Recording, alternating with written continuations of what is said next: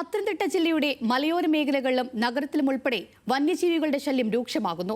ആനയും കുരങ്ങും കാട്ടുപോത്തുമാണ് മലയോര മേഖലയിലെങ്കിൽ കാട്ടുപന്നി ശല്യമാണ് ജില്ലയുടെ മറ്റു പ്രദേശങ്ങൾ ഉറക്കം കെടുത്തുന്നത്. ഇരുട്ട് വീണാൽ പുറത്തേക്കിറങ്ങാൻ കഴിയാത്ത അവസ്ഥയാണ് പത്തനംതിട്ട ജില്ലയിലെ മലയോര മേഖലകളിൽ ഏറെക്കാലമായി ഉള്ളത്. ആനയും പുലിയും കടുവയും ഭീതി സൃഷ്ടിക്കുമ്പോൾ കുരങ്ങും മയിലും കാട്ടുപന്നിയും മനുഷ്യന്റെ സ്വൈര്യജീവിതം തകർക്കുന്നു. പലരുടെയും വീടിന് മുറ്റത്തുവരെ ആന എത്തി നിൽക്കുന്നു. വനംവകുപ്പ് ഉദ്യോഗസ്ഥരോട് പരാതി പറഞ്ഞു മടുത്ത ജനതയാണ് ജില്ലയിലെ മലയോര മേഖലയിലുള്ളത്. കൃഷിയധ്യയാണ് 2 പ്രാവശ്യമായിട്ട് നശിപ്പിച്ചതാണ്. ഒരു 50 സെന്റ് കൃഷിയായിരുന്നു.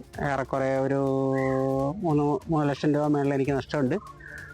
ഇത് നശിപ്പിച്ച് ഫോറസ്റ്റുകാരെ വിളിച്ചിരുന്നു. അവരിവിടെ വന്ന് ഇതിൻ്റെ കാര്യങ്ങൾ എല്ലാം എഴുതി കുത്തി പോയിട്ടുണ്ട്. കുറേ കാര്യങ്ങൾ ചെയ്തു തരാമെന്ന് അവർ പറഞ്ഞിട്ടുണ്ട്. ചെയ്യുമോ ഇല്ലയോ എന്നറിയില്ല. വെളുപ്പിനെ ആയപ്പോഴത്തേന് 2 ആന, ഒരു വലിയാനെ ഒരു കുഞ്ഞാനെ ഉണ്ടായിരുന്നു. അത് വന്നിട്ട് ഈ വീടിന്റെ മുറ്റം വരെ, ഞങ്ങളുടെ വീടാ അത്, ആ വീടിന്റെ മുറ്റം വരെ വന്നു. അവിടെ നിന്ന് 10-27 മൂട് വാഴയെ നശിപ്പിച്ചു. ഈ തെങ്ങ്, ഇവിടെ ഒരു തെങ്ങ്, അവിടെ ഒരു തെങ്ങ്, അങ്ങനെ 2 തെങ്ങ് നശിപ്പിച്ചു. പക്ഷെ അധികാരികളോട് ഞങ്ങൾ പരാതികൾ പറഞ്ഞപ്പോൾ അവര് ഫെൻസിങ്ങും ഹാങ്ങിങ് ഫെൻസിങ്ങും അലാം സിസ്റ്റം വെക്കാമെന്നൊക്കെ ഞങ്ങളോട് ഉറപ്പ് പറഞ്ഞിട്ടുണ്ട്. മലയോര മേഖലകളിൽ മാത്രമല്ല ഈ ദുരവസ്ഥ. ജില്ലയിലെ വിവിധ പ്രദേശങ്ങളിലുള്ള കർഷകരാണ് കാട്ടുപന്നികളെ കൊണ്ട് പൊറുതിമുട്ടിയിരിക്കുന്നത്. കാട്ടുപന്നി ആക്രമണത്തിൽ പരിക്കേൽക്കുന്നവരുടെ എണ്ണത്തിൽ വലിയ വർധനവുണ്ടായി. രാത്രികാലങ്ങളിൽ കാട്ടുപന്നി കാരണമുള്ള വാഹന അപകടങ്ങളും പതിവ്. കോന്നി മെഡിക്കൽ കോളേജ് പരിസരം കാട്ടുപോത്തുകളുടെ വിഹാര കേന്ദ്രമായി.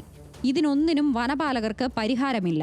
വന്യജീവി ശല്യം കാരണം സാധാരണക്കാർക്ക് ജീവിക്കാൻ പറ്റാത്ത സാഹചര്യമാണെന്നും വനംവകുപ്പ് അവരുടെ ഉത്തരവാദിത്വം നിർവഹിക്കുന്നില്ല എന്നും ക്രൈസ്തവ സഭകളുടെ കൂട്ടായ്മയായ കേരള കൗൺസിൽ ഓഫ് ചർച്ച് കഴിഞ്ഞ ദിവസം ആരോപിച്ചിരുന്നു.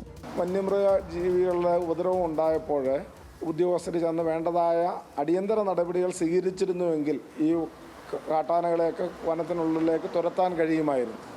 ആ ഉത്തരവാദിത്വം അവർ നിർവഹിക്കാതെ അവിടെ പ്രവർത്തിച്ച, പ്രത്യേകിച്ച് കൃഷി ചെയ്യുന്നവരുടെ പേരിൽ കേസെടുക്കുന്നു. അതുപോലെ തന്നെ പ്രത്യേകിച്ച് അവിടെ JCB വരെ പ്രവർത്തിച്ച ആളിനെയാണ് കഴിഞ്ഞ ദിവസം കൊണ്ടുപോയി, വാസു എന്ന് പറയുന്ന ആളിനെ പിടിച്ചുകൊണ്ട് കൊണ്ടുപോവുകയാണ്. വന്യമൃഗശല്യം എല്ലാ സീമകളും ലംഘിച്ചെന്നും പരിഹാരം കാണേണ്ട വനപാലകർ അത് ചെയ്യുന്നില്ലെന്നുമാണ് നാട്ടുകാരുടെ പരാതി. ന്യൂസ് മലയാളം, പത്തനംതിട്ട.